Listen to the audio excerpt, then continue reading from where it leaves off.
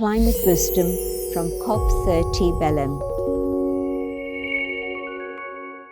Welcome to our Climate Wisdom Studio live from COP30 in Belém in Brazil. We bring together scientists, politicians and activists to explore new solutions for the unfolding climate disaster. Myself, I'm Golo Pilz, and I will be the moderator on today's session, which has a very interesting title, Empowering Communities and Protecting the Planet. As usual, some ideas from the climate conference, some updates. This morning, interestingly, a group from indigenous Munduruku community blockaded the entrance for several hours. They only dispersed when Andre Correa de Lago, the president of the conference, talked to them. They are upset at plans to privatize rivers in their region and stated, "We were always barred. We were never listened to." As a result, the entrance to the conference has been heavily secured by armed military forces. Inside the conference, delegates are deadlocked on the big four issues at this climate conference, which are finance, trade, transparency, and the national climate plans. Hence, COP President de Lago proposed a presidency consultation. A new approach is being tried. Therapy sessions. Delegates were invited into safe spaces to share feelings and be listened with empathy. A shift from the normal negotiation standards to an honest dialogue. Further, de Lago asked parties to write confidential love letters detailing their true feelings, fears and hopes. This innovative, psychologically minded approach aims to move beyond old positions and process past frustrations, hopefully enabling progress at this summit. This is an absolutely novelty at a COP, but perhaps if negotiators overcome the anger, grief and trauma at the last COP20 of the last 29 COPs, some kind of progress can be achieved at this one. So this is a very novelty. Let us see how it pans out. I'm very glad to have two special guests with us who will shed light on the climate conference in the context of today's topic, empowering communities, protecting the planet. With us is Kumi Naidoo. Welcome, Kumi. And you are a well-known South African human rights and environmental activist. And you currently hold multiple positions. And I just picked out some. You are the president of the Fossil Fuel Non-Proliferation Treaty. You're professor of practice at Thunderbird School of Global Management. And you're lecturing at Stanford University and a visiting fellow at Oxford. And amongst many other positions and things you have done. And you have served from 2009 to 2015 as the International Executive Director of Greenpeace, and from 2018 to 2020 as Secretary General of Amnesty International. Welcome. Thank you so much for having me. And I'm very glad to have with us tonight also Maureen Goodman. You are the Brahma Kumaris Program Director for the UK, and you are representing them also at the United Nations in Vienna. You have been to many, many UN conferences, I think also to climate and biodiversity conferences, and you have a deep interest in spiritual and ethical dimensions of climate change. You are also since long been involved in the interreligious dialogue. Welcome, Maureen. Thank you. Very lovely to have you both with us. And this brings me to my first question. Kumi, please share with us what is currently your main focus and what brings you to the COP30 in Belém? So the first thing that we must remind ourselves is that what causes climate change? What is the root cause of climate change? So the science tells us that 86% of what's driving climate change is our dependency and our addiction to oil, coal and gas, which we call fossil fuels. Now it's extraordinary to think that it took 28 years before the words fossil fuels was even mentioned in a COP outcome document. I say that's as crazy as Alcoholics Anonymous holding 28 years of conferences before they get a backbone to mention alcohol in our COP document. So our focus here as the Fossil Fuel Non-Proliferation Treaty Initiative is to make progress with regard to getting a phase-out plan for fossil fuels. Now, obviously, we all know that we can't switch it off tomorrow because it's so baked into our lives in so many different ways.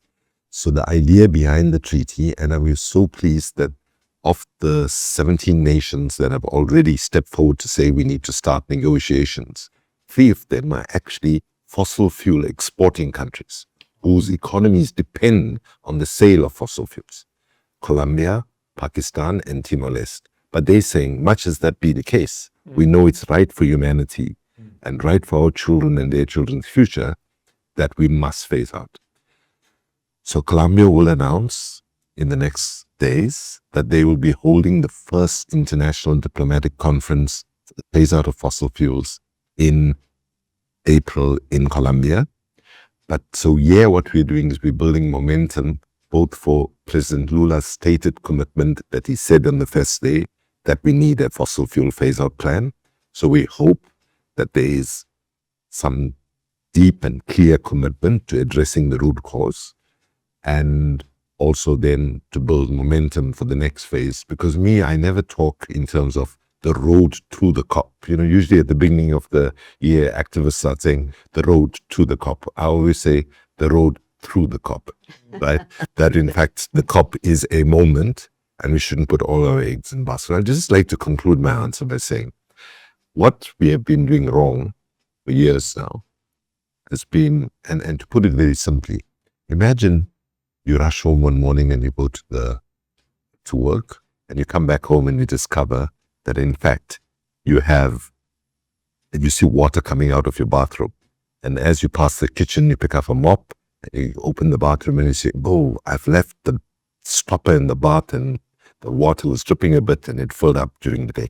What do you do first? Do you start mopping the floor first, or do you turn off the tap first? And so basically the main purpose that I'm here this year is to convince our governments we have to turn off the tap on the problem, which is we have to move the fastest possible timeline for the phase out of fossil fuels. It should be fast, fair, and funded. Thanks very much for sharing these points. I'm living most of the time of the year in India, and this year Pakistan was really severely devastated by very serious rains, and thousands of farmers lost their farmlands. And really, situation in Pakistan is very, very, very dramatic. And North India, Pakistan, Punjab, which is the wheat chamber of India, was also devastated by unseasonal rains. And so I can imagine that Pakistan has a big interest to deal with climate change and phase out fossil fuels. That's very encouraging news that this slowly comes on the table, despite there's quite some resistance actually to that also. So Maureen, many local communities here in the Amazon live in harmony with nature based on their ancestral spiritual traditions. And here in the West, we are more urban-centric approach, more brain approach. And how can we learn and integrate these deep-seated spiritual knowledge and connections to the land, how that can inspire us in the West, and what can we learn from the indigenous communities? Thank you. Thank you for the question. It was very interesting being in COP15 for biodiversity, which was in Montreal. And at that time, of course, the slogan 30 by 30, 30% of species to be preserved by 2030. I thought, what about the other 70%? That was one question. But in Canada, the government actually took the indigenous people off their land so they can manage it to achieve their target. People just thought this was crazy. The indigenous communities know how to look after the land, how to preserve the balance of nature, because the worldview is one of connectedness. It's not one of separation, and it's not one of dominance. It's not the dominant worldview, it's the indigenous connected worldview. And I think this is the main thing that we have to learn from. And okay, the way we live in cities, we know it's not actually natural to human beings to live in this way. But here we are, we're living in an urban environment. And so we are finding technical solutions such as renewables. And I was hearing the other day actually from you that what's being stated in the COP, that renewables are now unstoppable, which is great. I mean, it's fantastic. But for this momentum to be sustained, it has to be done with the right motivation. Has to be done with the motivation of care, concern for the environment, and a word that I've been hearing in this COP, which I never heard in COP much before, to do it with love for the planet. I was, if we don't have this kind of motivation behind what we're doing, even with the technical solutions, which are great, are we going to keep using those methods to still have the same lifestyle? You see what I mean? It's a change in lifestyle that's needed if we're really going to think about helping and, really equitably, sharing with people who, the poorer nations or the developing nations. We have all these labels, but we're all in it together, actually. And I was thinking of the analogy, I thought, if you have a baby or a child being fed and brought up by a robot, it won't work. It needs the love of the mother.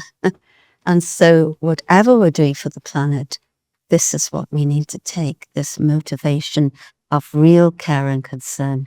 Then we will make the changes that will be long-lasting and we'll be able to share our resources. Can I just strongly support what you said and just remind ourselves that 80% of existing biodiversity in the world is protected by indigenous peoples. Yes. And it's critically important that today, when we reflect on the world, that even the term that was used historically when indigenous peoples were referred to as uncivilized, right? It turns out that indigenous peoples are the more civilized of all. And if we listen to them more, because they, as you say, have lived in harmony, because bottom line is humanity must understand that unless we live in a mutually interdependent relationship for nature, we will not be here for centuries and centuries to come. Unless we can get that right, we are not securing the future of our children. Interestingly, at this COP also there's a record number of indigenous people, and they are doing their level best to be heard, And I think the summit also will start soon, and let us see what will come out. But also have to say in COP16, local communities and indigenous people were made official subsidiary body, which was a breakthrough in its own. All right, this brings me to my next question. Kumi, you have consistently highlighted the power of artivism, not activism, but artivism, and that means storytelling combined with art to mobilize a change. Can you share some examples where art has successfully empowered a local community? So, just to clarify, artivism is the coming together of arts, culture, and activism. One of the reasons we have failed over these decades is that we've tried to move the people of the world by aiming all our narratives at the brain. We ignored the heart, the body, and the soul. And that's not how people change. People change when they are touched inside their souls. So when you talked about love, for example, so at the treaty, at the fossil fuel treaty, one of our main mobilizing messages is protect what you love. Protect your family, your children's future, the local park, and so on. So to give you an example, in the neighborhood where I live, which is a low-income neighborhood in Johannesburg, South Africa, some young people have come together to set up a movement called the Don't Waste Art movement. Right? So basically we have a problem with garbage. Right? So they try and collect the garbage and use the same garbage to make art. And they're doing, food gardens in schools and so on. We need to be supporting these local things so that they can mushroom and grow on a large scale. But let me tell you, the one moment that I, as a boring mainstream activist, heading up big organizations and so on, my epiphany moment really came when the artist Olafur Eliasson invited me and Mary Robinson to come to Iceland. Carl said, Kumi, I need you to come to Iceland. I said, what's happening in Iceland, Olafur? He says, we're having a funeral. I say, oh, I'm so sorry, who passed away? And then he said, a glacier. And on an early Sunday morning, we were at the bottom of this glacier. Mary Robinson, the Prime Minister, and myself offered a few comments. We walk up this dead iceberg, which happened to be called a glacier, which happened to be called OK. Its name was OK, but it was not OK. No broke. And there was a plaque that said, at this moment of history, humanity knows what we need to do to save ourselves. Let's hope if you're reading it, we did what we should. And that evening, when Olafur and I were together, he says, let's just go online and see what kind of impact that event had. And I can tell you, I'm not saying it just to be modest, but it was more impactful in impact, how the media picked it up and so on, than 95% of the actions that happened during my 6-year leadership of Greenpeace International. Then I had to think why. The question was, I didn't talk about 1.5 degrees. Mary Robinson didn't talk about 350 parts per million. We didn't drown people in their alphabet soup of acronyms that comes out of a process like this. We talked about loss. We've lost something that humanity had for centuries. It's not coming back. Everybody understands loss, whether you lost another, whether you lost somebody through death, and the fact that people could understand. So journalists and so on around the world picked up this story and the impact that it had, not just to the community in Iceland, but to people around the world who saw it and said, well, we need to be standing up and defending things that we love and we don't want to lose, because our children deserve to have the same ecological assets and richness that maybe our generation grew up. So we have to deal with the heart of the people, But touch their feelings. I just say Iceland, the land of ice and fire, people are very connected to nature. It's been there many times, and it really is the whole culture is quite different. Maureen, as we look at the COP here in Belém a little bit from above, how can spiritual organizations and spiritual leaders move beyond simply advising and requesting politicians, you have to do this or you have to do that, and instead actively facilitate the inner transformation which is required in all of us? So leaders become more courageous, they're inspired themselves to take planet first decisions. What should we do to inspire them? I think, as you've been saying, it's very much about touching the heart. And when the heart is touched, then things can change and there is courage. First, I would say one thing, though, which I've said a few times, that we need more people at the table. We need faith communities at the table. We need indigenous people at the table. We need, and really at the table in the negotiations. And in fact, one of the Bishop of Stockholm who was being interviewed, he said, every country delegation should have a religious leader as part of the delegation, because faiths give a very different perspective. And I think also because faith communities are often there as first responders in a disaster. Absolutely. So they absolutely know what's happening for people on the ground.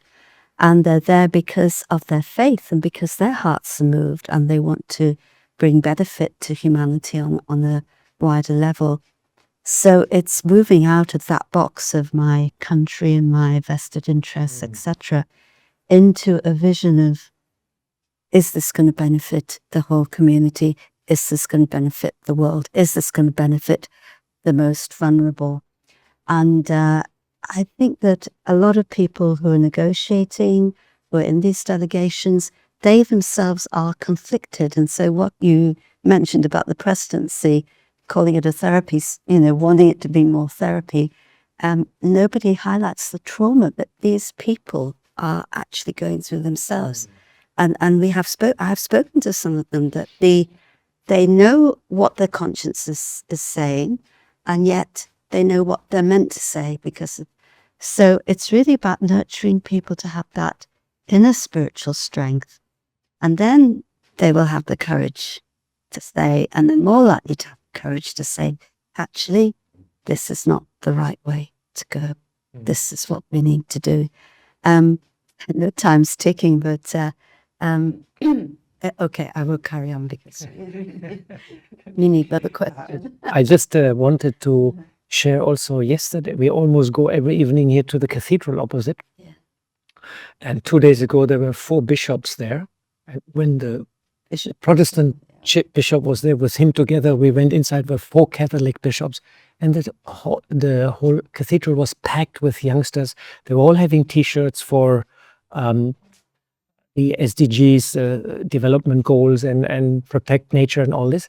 And apparently it was a prayer session, and it was a mass for nature and to bring them all together. And they all met here in the cathedral. And I think we should also not underestimate the power of prayer and the power of meditation, sending good intention towards the negotiator, good intention towards the politician. I can imagine this have also an impact, because everybody has these fine antennas and receives actually the thoughts and the vibrations we can send out. So thanks very much for sharing. It's very deep insights. This brings me to my last question to you, Kumi. The crisis we are facing, I think we can all agree, underneath there is a spiritual and ethical crisis.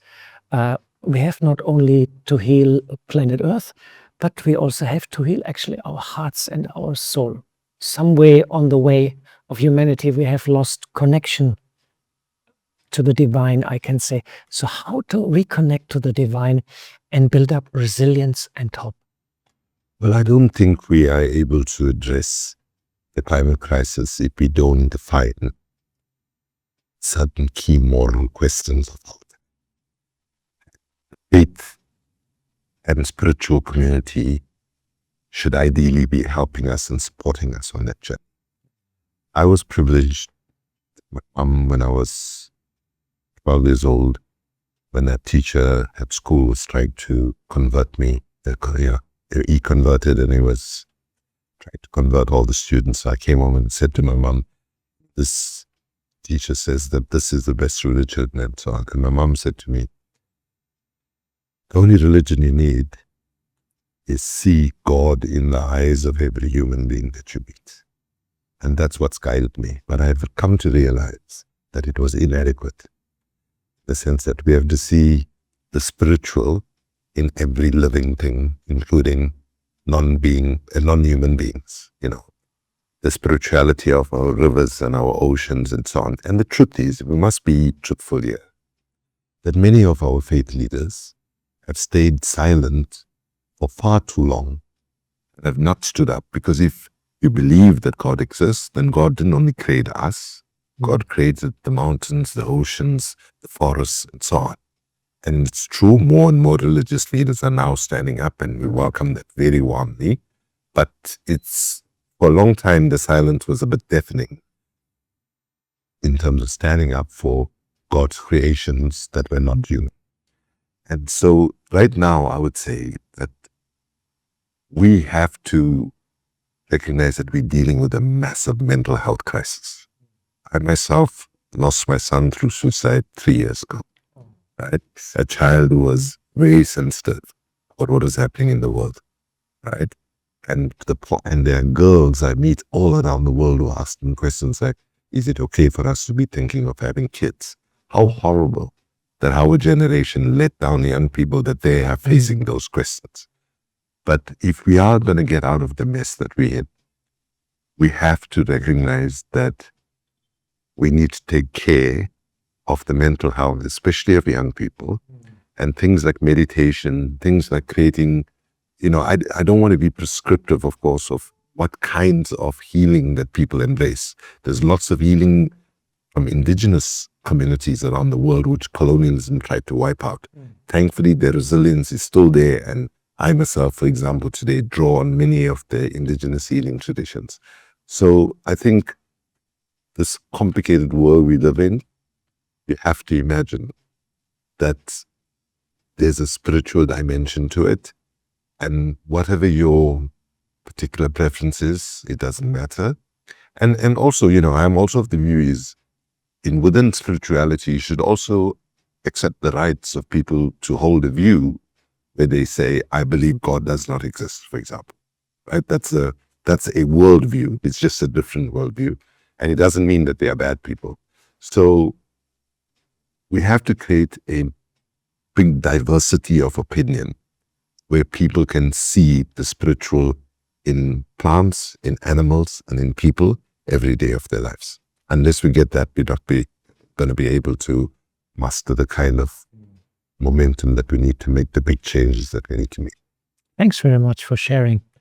I hope now Maureen can guide a meditation and sort of bring a bit in practice what has been spoken, seeing in everybody, see in the eyes of everybody God's love and compassion, see the creation, and our responsible for it, and that we empower communities and that they can protect nature. Thanks very much for sharing all your insights. And Maureen, can you guide us for a short meditation? So sit comfortably and let us go first on an inner journey to recognize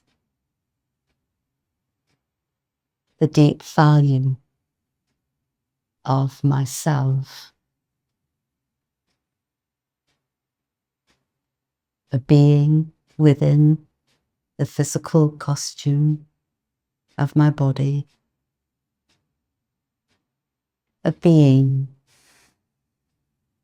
that has inherent goodness, inherent value.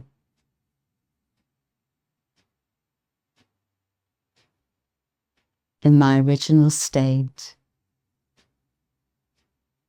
I am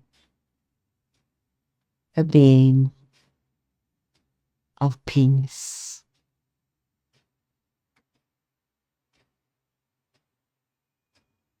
And this state of inner peace changes my vision and perspective on our world. I begin to see the value of every living being on this planet, the wonder of our earth itself. And I'm able to be an instrument, a channel, the divine love to enter into our world. A divine love that heals, a divine love that transforms. Let me share those pure vibrations of love with the whole world, so that our world can be transformed and there is harmony, togetherness, and a flourishing world results.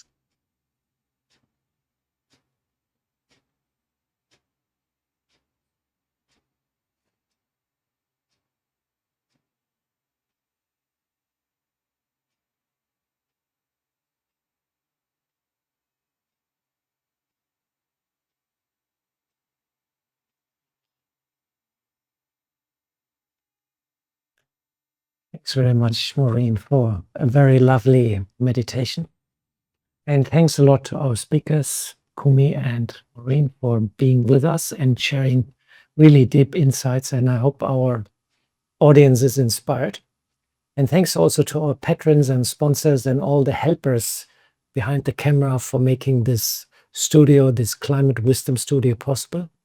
Please also join us for another interesting live session of Climate Wisdom. For details, visit our webpage, echo.brahmakumaris.org/live. And please stay tuned in. We'll play a short video and then we'll commence with part 2 of today's session. Last not least, thanks very much to you for staying with us, and goodbye from Belém, from the COP here in Brazil. Connections nourish us. It's what makes us human.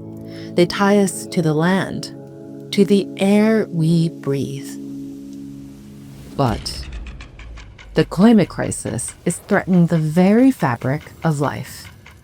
Extreme weather, massive flood, temperatures soaring. Thousands of people have been evacuated. Thousands of people have been evacuated. And the culprit? Fossil fuels. We know they're poisoning our world. But instead of phasing out fossil fuels, many governments are ramping up. And it's time to quit. Oil is now flowing through the Trans Mountain Pipeline expansion. Work will begin to extract crude from the Rosebank oil field. We need an exit ramp off the highway to buy oil. We need a new plan. We need a fossil fuel treaty. A global call to stop the expansion of fossil fuels, phasing out fossil fuels to adjust the equitable transition. We've stopped weapons of mass destruction before, with a stroke of a pen. And we can do it again. Wealthy nations must move first and fastest. And other nations are already leading the way. This treaty is imperative and monumental. We can no longer wait. No hay otro camino. Face down all oil and gas. Communities have stepped up, championing a movement all over the world. It's the connections we hold dear and that we're striving to protect that will ultimately save us. After all, we can't help it. It's what makes us human. Protect what you love.